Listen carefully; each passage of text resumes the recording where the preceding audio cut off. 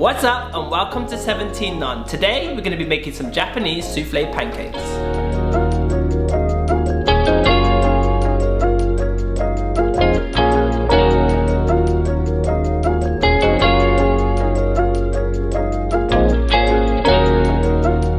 The key factors to think about when making these souffle pancakes is a good French meringue and the correct cooking temperature. With these factors in mind, we'll end up with perfect souffle pancakes. Souffle pancakes are incredibly delicious and a must try if you've never had them before. Before we begin, if you haven't already, subscribe to the channel to show some love. With all that said, let's get straight into the recipe.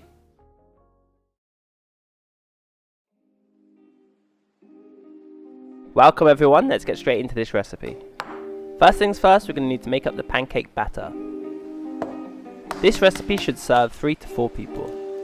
First, let's go ahead and separate the egg yolks and egg whites from 4 eggs. Careful not to add any of the yolks to the egg whites, as we're going to use the whites to make up a meringue. When separated, keep the egg whites in the refrigerator for now, as these are best whipped up when they're chilled. Now going back to the yolks, add 60 ml of whole milk. Whisk the yolks and milk until nice and smooth.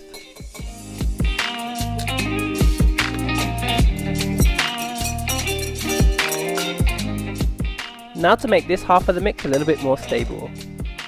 Place a fine sieve over the top of the bowl, then add 50 grams of plain flour and 2 grams of baking powder. Pass the flour through the fine sieve, as we're not after any clumps of flour. Now we want to whisk the flour into the egg yolks. All we're looking to do here is to incorporate the flour and to achieve a smooth mixture. Try not to mix in the flour too much, as this will activate the gluten. This is the consistency we're looking for, nice and smooth. Next, I like to add a touch of vanilla extract. This is optional, but it does make the pancakes a little bit more interesting. Now this mix is ready, placed to one side, and we can move on to part 2 of the batter. Time to make up a classic French meringue. This is going to give the pancakes that souffle vibe. Add the chilled egg whites to a large mixing bowl, then add a 1/4 teaspoon of cream of tartare, or you could use lemon juice also. To whisk up the egg whites, I'm going to use a stand mixer, however you can do this by hand if you want also. Whisk the egg whites on a high setting until they become nice and aerated. Next, we want to gradually feed the egg whites with 52 grams of white sugar. The sugar will help stabilize the meringue. Then continue to whisk until the meringue forms stiff peaks.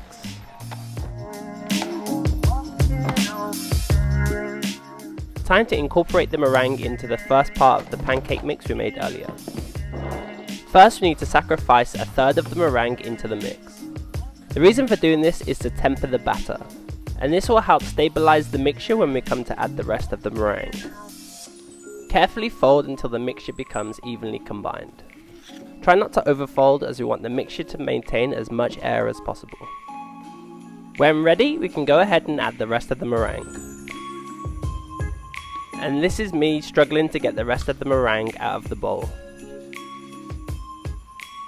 Finally, fold again and try and keep as much air in as humanly possible. There's a fine line of under and over mixing, but what we're looking for is an airy, evenly combined pancake mixture. Place this to one side and we can now start to cook.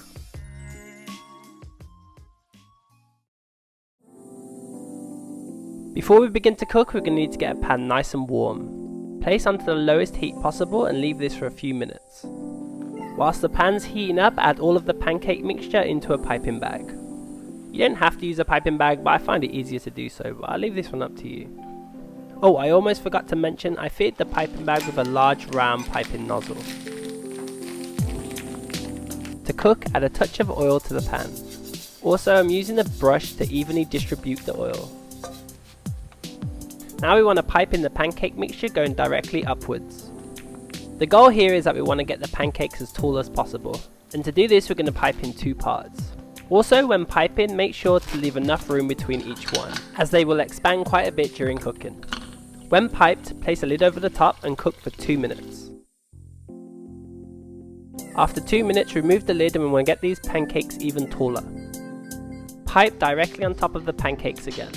And the reason for doing it this way is to stabilize the pancakes and to create as much height as possible. Add a touch of water to the pan to create some steam, then place a lid over the top and cook for a further 4 to 5 minutes, or until the pancakes completely set.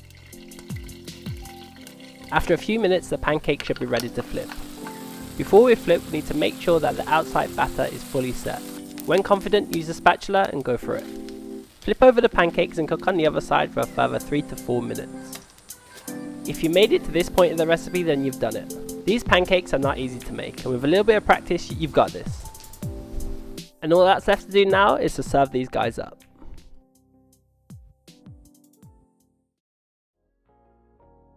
For these pancakes, the toppings I used was butter, icing sugar, and a little bit of maple syrup. However, you can use whichever toppings you prefer. Now let's serve. I'm not gonna lie, making and filming these pancakes was pretty difficult. I would have liked it if the pancakes were a little bit taller, but they're still gonna taste pretty good. Top with a piece of butter, then drizzle over a generous amount of maple syrup. Okay, maybe too much maple syrup. Finish with a bit of icing sugar and these souffle pancakes are ready. As I said earlier, these pancakes are a little bit tricky, but if you can make it for the recipe, I promise you're in for a treat. Again, the key points to focus on is a good meringue, and also to ensure that the batter is set when flipping them over during the cooking process. And with all that said, thanks for stopping by, and let me know in the comments section if you get to try out this recipe. Thank you all for watching, and I hope you guys enjoyed this recipe. If you did enjoy the recipe, you can help support the channel by clicking on the subscribe button, or liking and sharing this video, and I'd really appreciate it. And with all that said, see you guys on the next one, take care, and as always, peace.